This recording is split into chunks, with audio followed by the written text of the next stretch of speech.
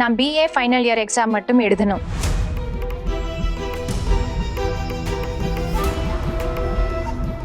ஒருவேளை என்ன நீங்க எக்ஸாம் எழுத விடலைன்னா நான் இந்த கல்யாணத்தை பண்ணிக்க மாட்டேன்.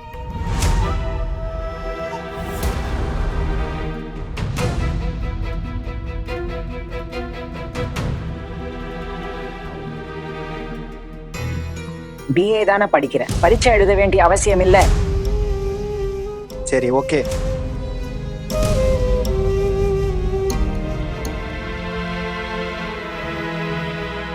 ஆனா தயவு செஞ்சு இதை பத்தி வீட்டில் யார்கிட்டயும் பேசாதீங்க. நானே ஹேண்டில் பண்ணிக்கிறேன்.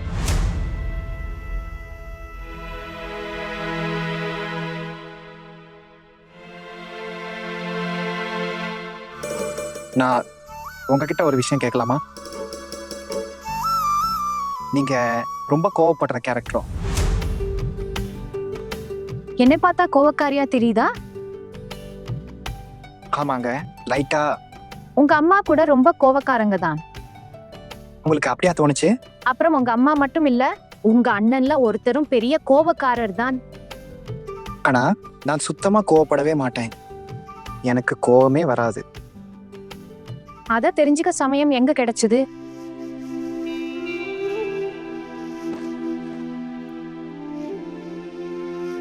உட்காருங்க, இப்போ நேரம் இருக்கு.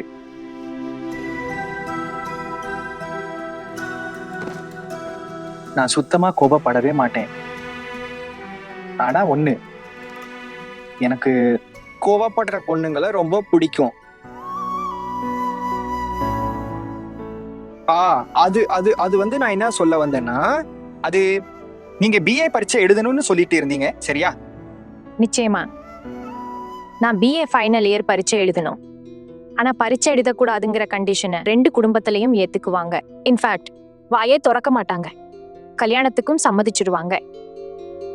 ஆனா நான் BA ஃபைனல் இயர் பரீட்சை எழுதியே ஆகணும். இதுதான் என்னோட ஆசை.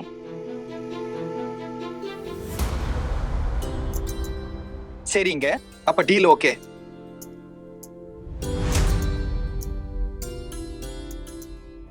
ஒருவேளை நீங்க இந்த டீலை மீறிட்டீங்கன்னா அப்போ ஒண்ணு பண்ணலாம். நான் உங்களுக்கு பத்திரம் எழுதி கையெழுத்து போட்டு தரட்டுமா? ஒரு கையெழுத்தால எதுவும் நிரூபிக்க முடியாது. அது மட்டும் இல்லாம சட்டத்தோட பார்வையில இந்த நிபந்தனைக்கு எந்த மதிப்பும் இல்ல. அப்ப நீங்களே சொல்லுங்க, அப்படி நான்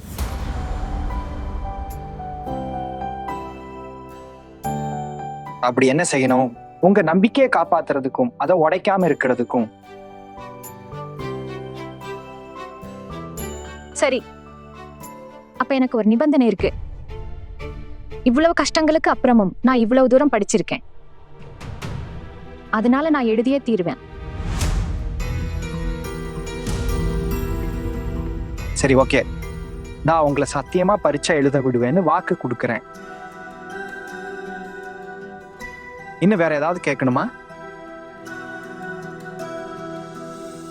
அது நான் உங்ககிட்ட இவ்வளவு கேள்வி பதிலாம் கேட்டிருக்க மாட்டேன்.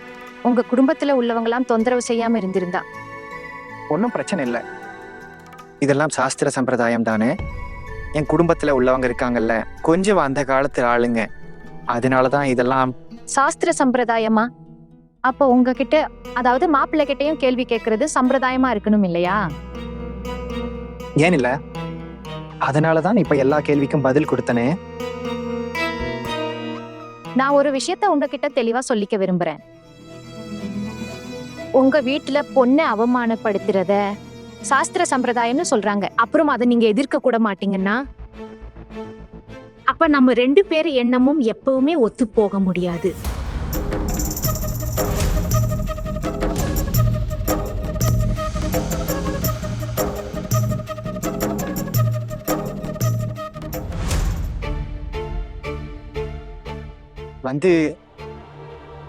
இப்போதைக்கு என் குடும்பத்தை எதிர்த்து பேசுற தைரியம் எனக்கு இல்ல.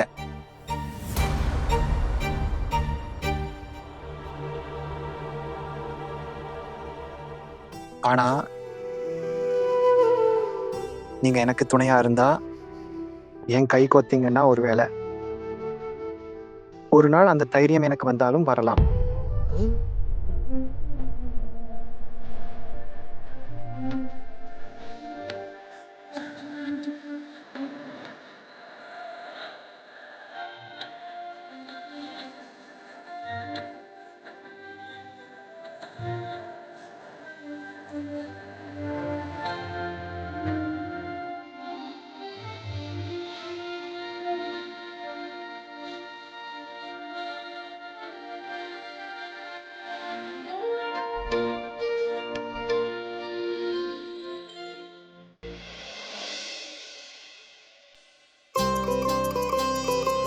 இப்போ எல்லாரும் இங்க இருக்கதால ஒரு விஷயத்த தெளிவா சொல்லிடுறேன்.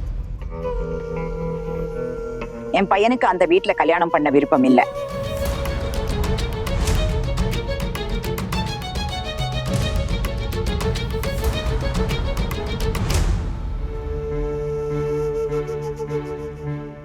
அம்மா, உங்களுக்கு கல்யாணம் பண்ணி வைக்க விருப்பம் இல்லைன்னா நாம ஏன் அங்க பொண்ணு பார்க்க போனோம்? என்ன சொல்ல வர? பொண்ணு பார்க்க போனா கல்யாணம் பண்ணிதான் ஆகணுமா? அந்த பொண்ணு என்ன பண்ணான்னு பாத்தியா இல்லையா? வந்த முதல் நாளே சூடாட்டிய கொட்டிட்டா, சூடு வச்சுட்டா எனக்கு.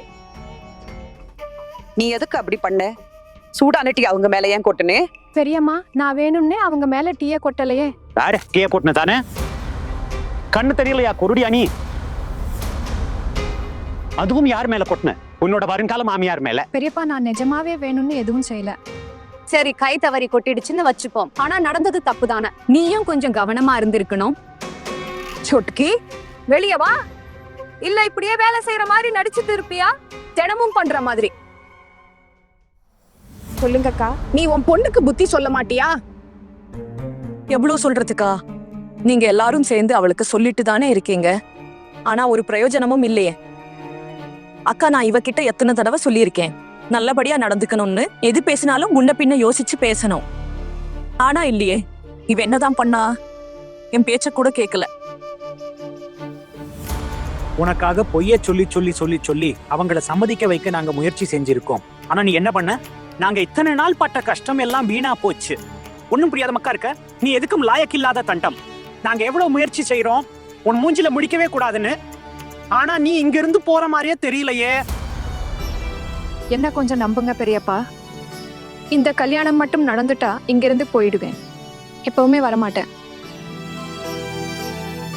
எனக்கு தெரியும் உங்களுக்கு என்ன பிடிக்காதுன்னு. என்ன பார்த்தாலே நீங்க வெறுக்கிறீங்க. வெறுக்காம வேற என்ன செய்வாங்க?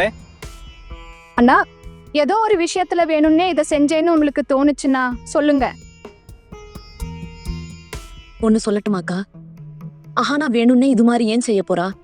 அப்புறம் அவளே கல்யாணத்துக்கும் சம்மதிச்சிருக்கா. அவ இப்போதான் சொன்னா எவ்வளவு சீக்கிரம் கல்யாணம் ஆகுதோ அவ்வளவு நல்லதுன்னு. அப்புறம் ஏன் அவ இஷ்டத்துக்கு சம்பந்தத்தை முறிக்க போறா? இதுல அவளுக்கு என்ன லாபம்? அம்மா வேணும்னே அம்மா கொட்டிருக்க போறா. அது ஒரு விபத்து. நர்வஸ் ஆயிட்டா போல, பாவம்.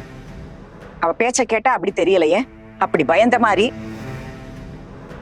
அப்புறம் நீங்களாம் அவளுக்கு ஏன் வக்காலத்து வாங்குறீங்க? இப்ப பொண்ணுங்க தான் இன்னும் நிறைய இருக்காங்களே, வேற ஏதாவது பொண்ணையும் அப்படியே பார்க்கலாம்ல. அது மட்டும் இல்லாம இது என்ன சட்டமா?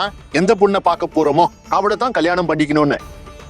சரிங்க சித்தப்பா, நீங்களே பொண்ணு பாருங்க, பிரச்சனை இல்லை. ஆனா இதுக்கப்புறம் தயவு செஞ்சு என்ன இந்த விஷயத்துல இழுக்காதீங்க. நான் இந்த விஷயத்துல தலையிட விரும்பல. ஏன்பா அப்படி? உனக்கு அந்த பொண்ணை அவ்வளவு பிடிச்சு போச்சா? நீ வேற பொண்ணை பார்க்க கூட விரும்பாத அளவுக்கு? அந்த பொண்ணு கிட்ட அப்படி என்ன இருக்கு? அவளை தவிர வேற யாரையும் கட்டிக்க மாட்டேன்னு சொல்றேன். நான் அப்படி எப்ப சொன்னேம்மா? நான் கல்யாணமே பண்ணிக்க விரும்பல.